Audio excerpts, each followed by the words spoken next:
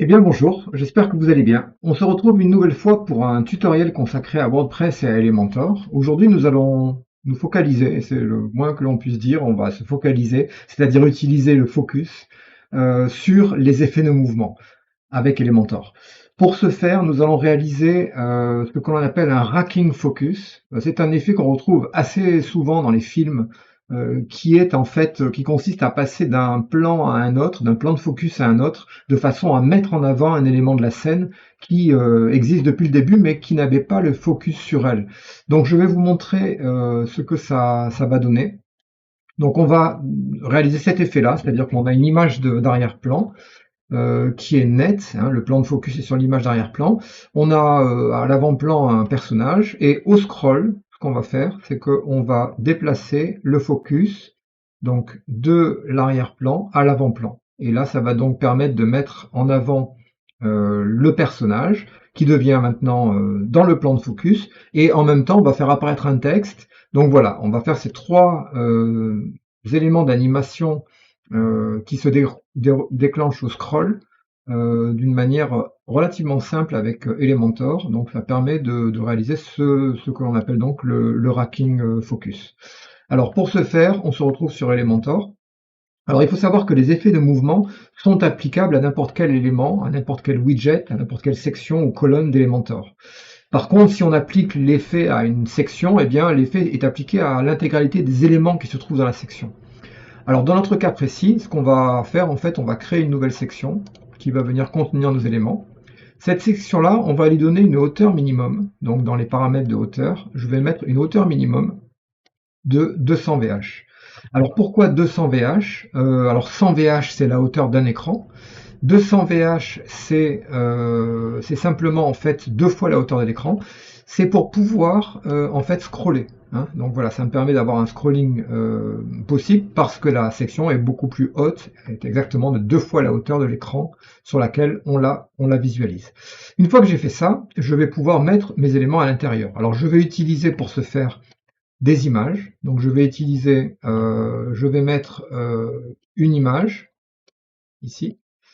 Et je vais mettre une deuxième image au-dessous. Voilà. Alors, l'idée, évidemment, c'est d'avoir ces deux éléments, hein, comme dans l'exemple. Il faut qu'on ait vraiment ces deux éléments soient différenciés de façon à ce qu'on puisse travailler leur animation d'une manière, voilà, pas la même animation pour tous les éléments, mais une animation différente pour chacun des éléments. On a trois éléments d'ailleurs, puisque le dernier, c'est le texte Discover Ireland qui apparaît en fin de scroll sur l'image. Alors, je vais donc récupérer ces éléments. Le premier élément, ça va être le fond hein, que j'ai téléchargé. Voilà, je l'ai mis ici, donc j'insère mon élément. Ensuite, on va avoir besoin, pour le premier plan, d'une image détourée. Alors, j'ai réalisé un PNG de cette image-là, de façon à pouvoir l'incruster par-dessus l'autre image, hein, qu'on ait les transparences de l'image active. Donc, je vais insérer mon image ici. Donc, c'est mon personnage, hein, qui est voilà, que j'ai appelé Rack Focus PNG, qui est une image PNG. Voilà. Et ensuite, je vais mettre en place mon dernier élément qui va être le titre.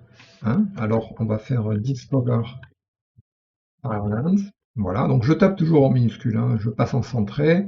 On va monter la taille du caractère. Alors, on va tout de suite se mettre à 5em. Voilà. Donc là, j'ai mes trois éléments. Alors, évidemment, pour l'instant, ça marche pas du tout puisqu'on voit qu'au scroll, bah, les éléments sont dans le flux document. Donc le scroll ne fait que révéler les éléments les uns après les autres, les uns derrière les autres. Alors, pour pouvoir réaliser ce type d'animation, je vais devoir passer en positionnement absolu. Alors, la première chose à faire, évidemment, c'est de passer mon image en version entière, largeur 100%, 100%. Donc là, je l'ai mis à 100%. Et ensuite, je vais basculer mon image de fond en positionnement absolu. Donc en positionnement absolu, l'image sort de mon flux et je peux donc venir la positionner absolument où je veux. Dans ce cas précis, on va l'augmenter là, de façon à pouvoir la mettre en fond d'écran. On la positionne un peu comme on veut. Voilà. Alors, une fois qu'on a positionné cette image en absolu. Donc, voilà. Je vais la mettre en fixe parce que dans l'exemple, évidemment, quand on scrolle, l'image ne bouge pas. D'accord? Donc si je laisse en format avec ces paramètres par défaut, mais en fait l'image va scroller. Donc je vais cliquer sur l'image, modifier image, et dans le positionnement, je vais aller choisir une position, pardon, fixe, pas absolu, fixe. Voilà. Donc cette position fixe va me permettre, donc je redimensionne encore mon image de façon à ce que que je puisse la positionner. Et là, on voit que maintenant, l'image ne bouge plus. Donc, le positionnement fixe fait que l'image reste toujours au même endroit, à l'endroit où je la mets, tout simplement. Donc, je la mets, par exemple, comme ceci.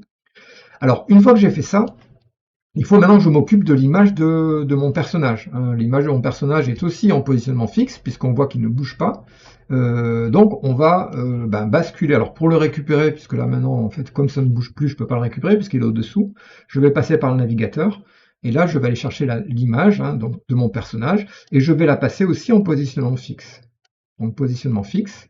Voilà, donc du coup, il passe par-dessus la première image, puisque son index Z est supérieur par défaut à l'image de fond.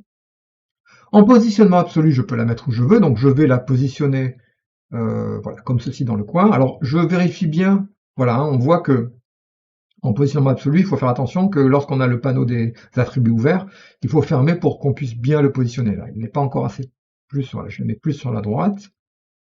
Voilà, là ça me va bien comme ceci. Ensuite, dernier élément, j'ouvre mon navigateur, je prends le titre, et de la même manière, puisque les effets de mouvement s'appliquent à tous les types d'éléments, que ce soit des titres ou des images, il n'y a aucun souci. Donc je prends mon titre et je le positionne aussi en positionnement fixe. Voilà, donc il passe aussi en premier. Je vais le mettre vers le milieu de l'image. Alors je vais passer en majuscule. Voilà, je change juste la police pour mettre un open 100 par exemple. Voilà. Donc là j'ai positionné ma scène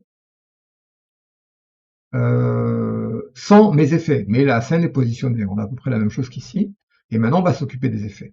Alors le premier effet, ça va être, alors ici j'ai mis une bordure noire en fait pour l'effet. Alors cette bordure noire, je l'ai mis à l'image, donc je vais simplement aller dans mon image de fond, dans le style, donc bordure, je vais mettre une bordure continue de 64 pixels en noir. Là. Hop. Alors ensuite, une fois que j'ai fait ça, on va le voir après. Une fois que j'ai fait ça, je vais m'occuper des animations. Alors la première animation, c'est le fond doit être flou, doit être net à la base et devenir flou ensuite. Pour réaliser cet effet, je clique sur l'image, je vais dans Avancer, puisque c'est dans Avancer qu'on trouve les effets de mouvement. Et dans Effets de mouvement, j'ai les scrolling effects. Donc c'est les effets qui sont déclenchés par le scroll. C'est exactement ce que je veux. Donc j'active le bouton. Et là, j'ai accès à tous les types d'effets que je peux activer, c'est-à-dire des scrollings verticaux, horizontaux. On peut jouer sur la transparence. Et là, nous, on va jouer sur le flou, puisque c'est la netteté qui nous intéresse. Donc je clique sur le petit rayon. Et là, donc, j'ai la direction du flou. Est-ce que je veux que le flou soit fade in, c'est-à-dire devienne de moins en moins flou au fur et à mesure que je scrolle? Donc, en fait, c'est exactement ce que je veux là, puisqu'on voit que au début, c'est très flou et ensuite, ça l'est beaucoup moins. Alors, je vais même amplifier le flou de départ. Je vais le mettre à 10. Là. Alors, dans notre scène initiale, on est net et ensuite, on devient flou. Donc on va inverser la direction, fade in, on va passer à fade out, c'est-à-dire qu'au début je suis net et ensuite je vais devenir de plus en plus flou. Voilà, donc là c'est parfait. Pour notre viewport, c'est à quel moment va se déclencher en fait l'animation. En pourcentage de la hauteur de l'écran, je vois que ça se déclenche entre 20% de 20% en partant du bas et à 80% en partant du haut. Donc ça on peut le régler aussi. Ça va modifier l'étendue de l'effet qui est appliqué au scroll. Alors je vais aller sur la deuxième image. Dans les effets de mouvement, mettre aussi un scrolling effect, donc un blur exactement pareil. Là, pour le coup, c'est bien parce qu'au début, il est flou et quand on va descendre, il va devenir net, alors que le fond va devenir flou. Donc là, c'est parfait. J'arrive à déjà il s'est pratiquement terminé. Il me reste plus qu'à mettre pour mon texte Alors lui, on peut très bien, dans un effet de mouvement, s'amuser à changer un peu au lieu de travailler le flou, on peut travailler la transparence. Donc je clique sur transparence, fade in, c'est-à-dire apparition, ou alors fade out, disparition. On a plusieurs presets différents. Le niveau 10 au niveau 0, c'est-à-dire de complètement transparent à complètement opaque. Ça se déclenche entre 20 et 80% de la hauteur, donc c'est exactement ce qui va se passer. Je descends, je scroll, et voilà, le texte arrive. Alors si je veux que le texte arrive, par exemple, lorsque je suis à ce niveau de scroll, il me suffit de changer le curseur de gauche à partir du bas, et à ce moment-là, ça va me déclencher, voilà, entre 67 et 84, par exemple, donc ça va rester transparent jusqu'à 67% de la hauteur de ma fenêtre, et ensuite, hop, on va déclencher, voilà, l'apparition entre 67 et 92, par exemple, voilà, pour être un peu plus léger. Et voilà. Donc vous voyez, c'est relativement simple. Les effets de mouvement, c'est vraiment quelque chose qui est simple à gérer. Il faut avoir une idée. Donc l'idée là, c'était le racking focus, qui est un effet cinématographique qu'on trouve beaucoup dans James Bond notamment. Donc c'est cette idée-là qu'il faut avoir. Et ensuite, la réalisation est relativement simple. Écoutez, si ce tutoriel vous a intéressé, ben, abonnez-vous à ma chaîne. J'en posterai régulièrement, même si pour l'instant je suis un peu en vacances, donc le rythme est un petit peu moins soutenu qu'à l'accoutumée. Je vous souhaite, en tout cas, si vous êtes aussi en vacances, ben, de bonnes vacances, et puis je vous dis à bientôt pour un nouveau tutoriel. Au revoir.